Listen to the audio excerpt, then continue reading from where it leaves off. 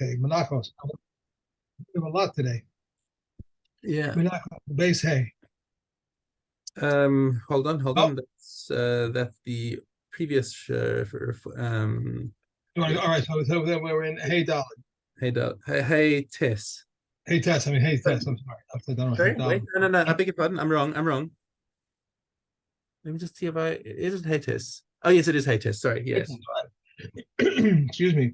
If one said, I had taken upon myself to bring in an oven, he may not bring something baked in a small oven. No one baked on tiles. No one baked in an Arab Arabian cauldron. Rabbi Yehuda says if he wishes, he may bring that which he's baked in a small stove. If he said, I take upon myself to bring a baked mincha offering, he may not bring half as kalos and half as rikikin. Rabbi Shimon permits this because it is one offering. The following mincha offerings require kamitza, I can't talk today, and the remains go to the kohanim. The mincha offering of fine flour, the menachos, the kabas, the markelis, the kabos, the rekin, and the mincha offering of Gentiles, the mincha offering of women, the mincha offering of the omer, the sin is mincha offering, and the jealousy mincha offering. And Shimon says that sin is mincha offering of kohanim requires kamitza, with the chametz being offered by itself and the remainder being offered by itself. The mincha offering of Kohanim and the mincha offering of the anointed Kohen and the libation mincha offering belong to the altar. And the Kohanim have no share in them. In this, the right of the altar is greater than the right of the Kohanim, and the stei lechem and the lechem upon belong to the Kohanim, and the altar has no share in them. In this, the right of the Kohanim is greater than the right of the altar. Okay, my turn. Okay. Kol hamanachos hanasos b'kli. So when you have menachos that are put into a kli, for example, a minchas machvas or minchas macheshes, that's right. It's prepared in a pan or a pot or whatever, right? So that's what's prepared in a kli. Teunos shalosh matanos shemen. So this is basically a recipe. It's not exactly a recipe, but it says there are three times during the process when you have to put oil into them. There's yitzika, which is the last. It's actually these are in reverse order. Yitzika is when it's anointed at the end. Once it's been baked, you put the oil on top of it. Belila is the kneading, the mixing of the flour with the oil. Umatan shemen bekli kodim le and you have to basically put the oil inside the kli first before the flour goes in. Okay. Why they do it backwards? Why are they doing it? Why does the Mishnah mention them backwards? That's a very good question, and Kahati answers that. Hold on a second.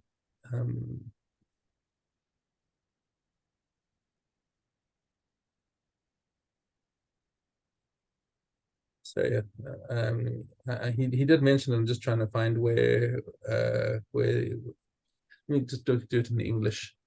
In any case.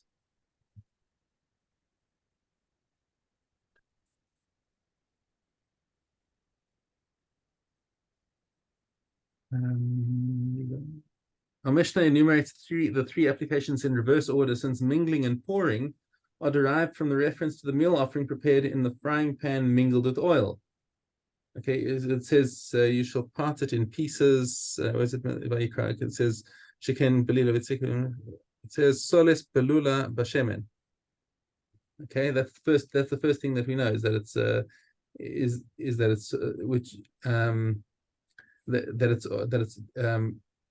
you should part it in pieces. And what's it? So it's below Shemin Pachos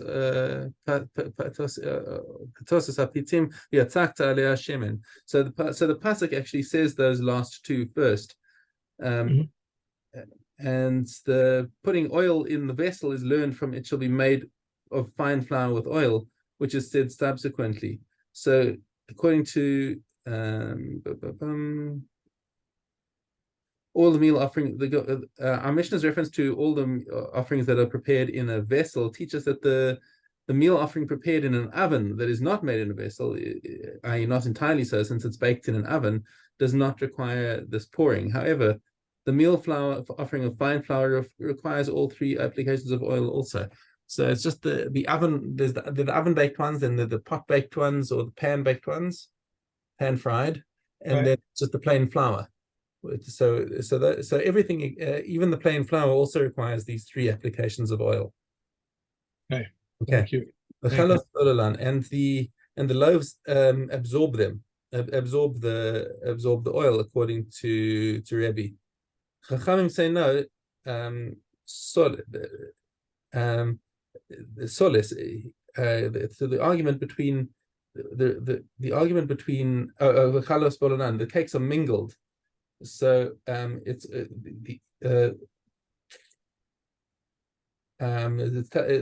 done. The mingling of the meal offering with is done with the broken pieces of the cake, says Rebbe. But the Chachamim say that in these meal offerings the mingling is likewise performed with the flour as such, since it's written unleavened cakes of fine flour. So it says when it's still in the flour state. So the meal offering is mingled before the processing of the flour. Okay, and the halacha follows the Chachamim. The chalos tu'unos belila v'rakikim b'shuchim. So the loaves require that mixing, but the rakikim, which are very very thin wafers, like kind of matzah type of offering, they just get the oil poured on top of them. It's not, instead of them being mixed in. Okay, ketzad moshchan. How does he anoint them? Kimin ki, but like the Greek letter ki, which is an English letter X. Okay, and ushar shemen nechal lekohanim, and whatever oil is left over is simply given to the kohanim to eat. Mishna Daled, kol menachos and nasos b'kli. Once again, the menachos that are made inside a kli, like a pan or a pot, to unos pesisa, they have to be broken into pieces. Minchas Yisrael. So when it comes to the offering of a Yisrael, where only a small piece is taken as a kmetza and burned on the mizbech, and everything else is eaten by the kohanim. So what does he do? He takes each loaf and folds it into 2. Remember, it's not a chametz, so it doesn't rise much. So he folds it into 2, and 2 into 4, umavdil, and on the fold lines it's broken apart.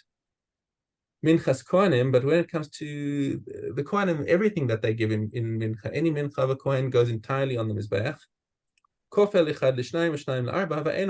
He does the same folding trick, but there's no need to break it up, since it's all going onto the mizbeach. Minchas kohen mashiach. Now, what about the kohen mashiach, the kohen gadol? Lo haya mechapla. His offering, so he's got a special offering that comes every day. That one doesn't get folded at all. Rabbi Shimon Omer, minchas kohanim or minchas kohen mashiach ein b'hem pesisa. There's no need at all in the case of the kohen and the kohen, whether it be regular or a kohen gadol. There's no need to fold it. Never mind pesisa. We already said that and break it up, but there's no need to fold it at all. Because there's no need to take a kmitza from them. Okay, because once you're no longer taking kmitza, then why bother with the folding and to break it up into small pieces so that you could take a kmitza? Okay, so anytime that you don't have a kmitza, there's no need to do any folding. And everything is in the size of a kazayas. What is this? What is this all referring to? So everything is the size of an olive. So some commentators associate this with Rabbi Shimon, because Rabbi Shimon said that the Tanakama has said that nothing gets broken up. But what Rabbi Shimon is actually saying is that all of these loaves must get broken into olive-sized pieces, rather than folded the way the Yisrael's offering goes. Others consider the Mishnah's closing statement to be an uncontested ruling that the broken up pieces should not be smaller than an olive. Okay, Mishnah Hey, Kol HaMenachos, all of the mincha offerings, Tu'unos Shalosh Me'os Shifa. So to prepare the grains to be ground into flour, we're going for a really high grade, which means that they have to be rubbed 300 times, and they have to be beaten 500 times. Okay, So I don't know if they did this here. They do this with the in the palm of the hand. So you're basically taking the kernels and rubbing them in your hand, which is this seems to be a very energy consuming way of preparing the flour. But it's done manually 300 times and beaten with the palm of the hand at the first 500 times to make it as fine as possible. And this applies to the grains of the wheat before it's obviously before it becomes flour. It says he also can use his foot. Hmm? Commentary says he can also use his foot. That is not in Kahati. That's interesting. It's a Rav and Rashi. Okay. Rabbi Yossi Omer af bebatzek. No, so Rabbi Yossi says no. You could even do this on the dough. Oh no, he must also do it to the dough. All this rubbing and beating. Or a variant reading says that Rabbi Yossi says just to the dough. In other words, just the dough is rubbed and beaten rather than the grains in order to improve the kneading. It says here he pounds the wheat with his palm or fist or his foot 500 times to loosen the husk. The actual procedure was to roll the wheat once, pound it twice, and then roll it twice and pound it 3 times.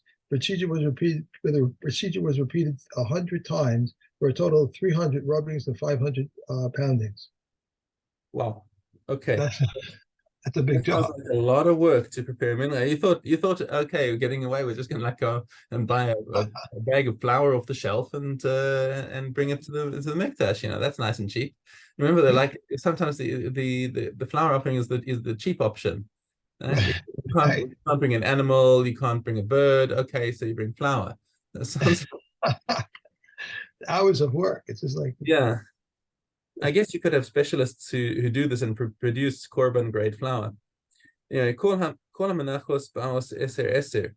So all of the flour offerings, the default position is that the flour offerings are divided into 10 units that are brought chutz mi lechem apanim, except for the showbread, the chavite kohen gadol shehem baos shtei misrei. Okay, the lechem apanim obviously on the shulchan there are 12 loaves, one for each tribe. And the minchas chavitzin is also 12 pieces that are brought. Shehein baos so the divrei Rabbi Yehuda. So this is Rabbi Yehuda's opinion. Rabbi Meir Omer kulan baos shtei misrei. No, the default position is that all flour korbanos are brought in units of 12. You take the original amount of flour and you break it into 12 cakes or okay. Chutz mechalos toda v'hanazirus. Except where it's specified in the Torah, like the Korban Todah has to bring 10, the Nazir has to bring 10, Shehein Baos Eser Eser. Okay, which means that that Rabbi Meir said what the Machlokes is about the your regular voluntary flour offerings of Rekikin or Machbats or Marcheshes, right? All of those. There's a Machlokes, Rabbi Yehuda, Rabbi Meir, as to whether you bring those as 10 or 12, and the halacha follows Rabbi Yehuda. Okay, now we can do base hay. Okay. If he intended pickle with the chametz but not with the frankincense, or with the frankincense but not with the chametz, Reb Meir says it is pickle and one is liable to karas over it. But the comments say there is no karas for it unless he intends pickle with all that renders it permissible. The comment concur with Reb Meir concerning this sinner's mincha offering and a jealousy mincha offering, and that if he intended pickle with the chametz, it is pickle and one is liable to karas over it, since the chametz is that which renders it permissible. If he slaughtered one of the lambs intending to eat the 2 loaves tomorrow, or he burnt one of the spoonfuls of frankincense intending to eat the 2 tomorrow, the 2 arrangements tomorrow, Reb Meir says it is pickle, and one is liable to karas over it. But the comments say there is no pickle unless he intends pickle with all the renders it permissible. If he slaughtered one of the lambs intending to eat it for tomorrow, it is pickle, but his companion is valid. However, it is intended to eat from his companion tomorrow, they are both valid. If one performs Chametza on a mincha offering intending to eat something which is not meant to be eaten, or to burn upon the altar something which is not meant to be burned, it is valid. So Eliezer invalidates if his intent was to eat something which is meant to be eaten, or to burn upon the altar something which is meant to be burned, but less than a chazayas, it is valid. If his intent was to eat something half a chazayas and to burn half a chazayas, it is valid, for eating and altar burning are not combined. If he did not pour, if he did not mix, or he did not break, or it into pieces, or he did not salt, or if he did not wave, and he did not bring near, or if he broke them into large pieces, or if he did not anoint them, they are valid. If it's kumitz mixed with the kumitz of another, or with the mincha offering of or kohanim, or with the mincha offering of the anointed kohen, or with the mincha offering of the libations, it is valid. Now, Yehuda says in the case of the mincha offerings of the anointed kohen and the mincha offerings of libations, it is valid because this one's mixture is thicker and this one's mixture is thinner, and they absorb from each other. Okay.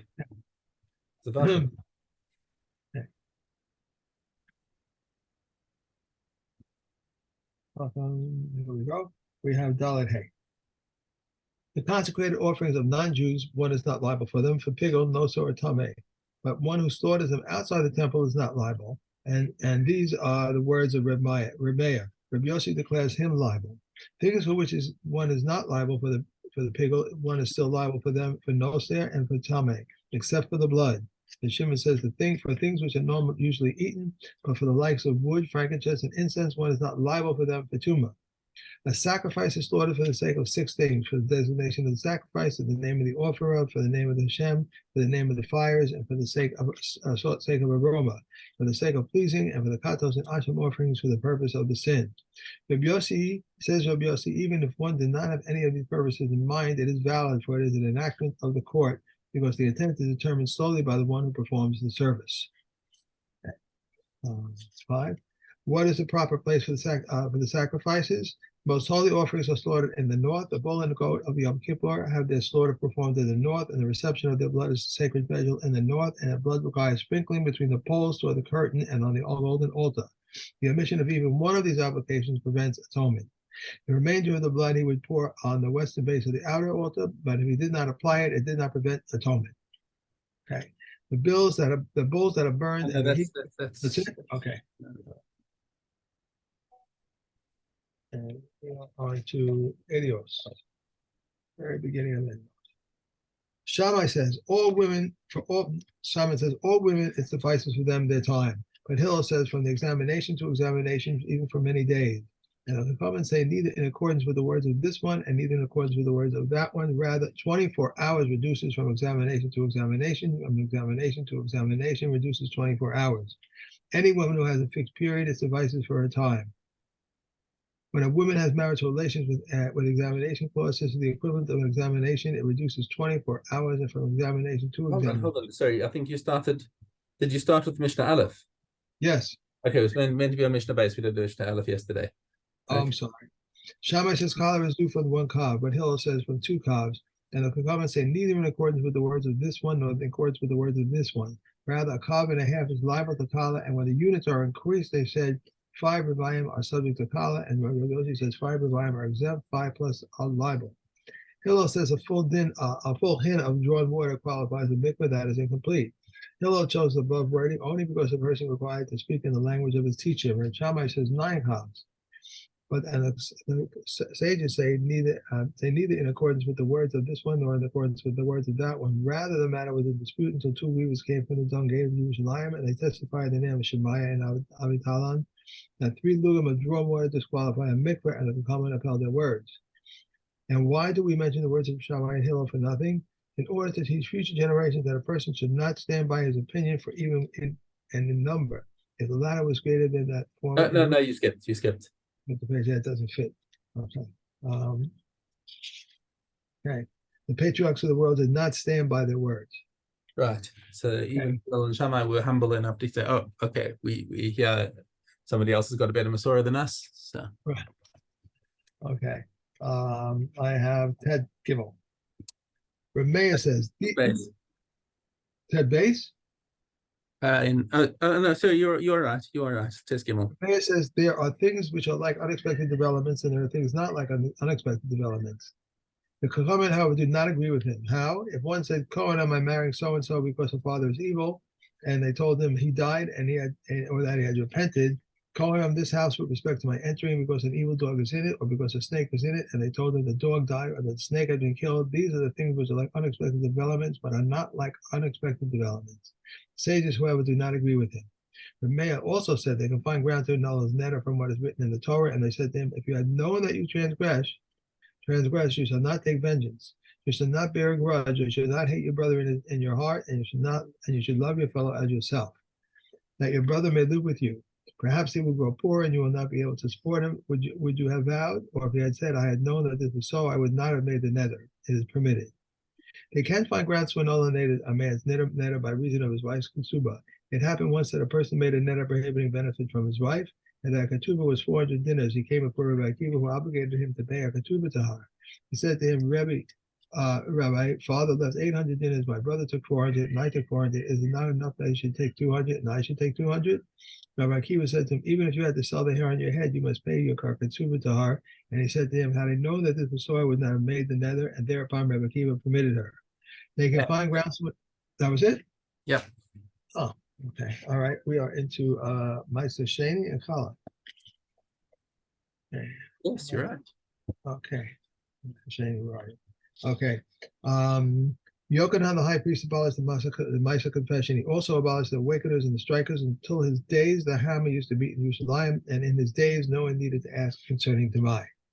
Hadron Malach, Maseches Ma'aser Sheni, Chala. Okay. Okay. 5 species are liable to challah: wheat, barley, spelt, oats, and rye. These are liable to challah and combine with one another, and they are forbidden on account of a kadash before Pesach, and to reap before the Omer. And if they took root before the Omer releases them, and if not, they are forbidden until the next Omer. If one eats an olive bulk of matzah on matzah, but he has fulfilled his obligation, an olive bulk of chametz, he is liable to karas. If one of them became mixed up with the other kind of the transgression of Pesach, and if one vows to abstain from bread and tavua, they are forbidden to him. So says Reb Meir. But the comments say if one vows to abstain from Dagon, he is permitted for these only, and they are liable to challah and ma'asos. Okay, and we have one more in the Vayim. Okay, Yud base.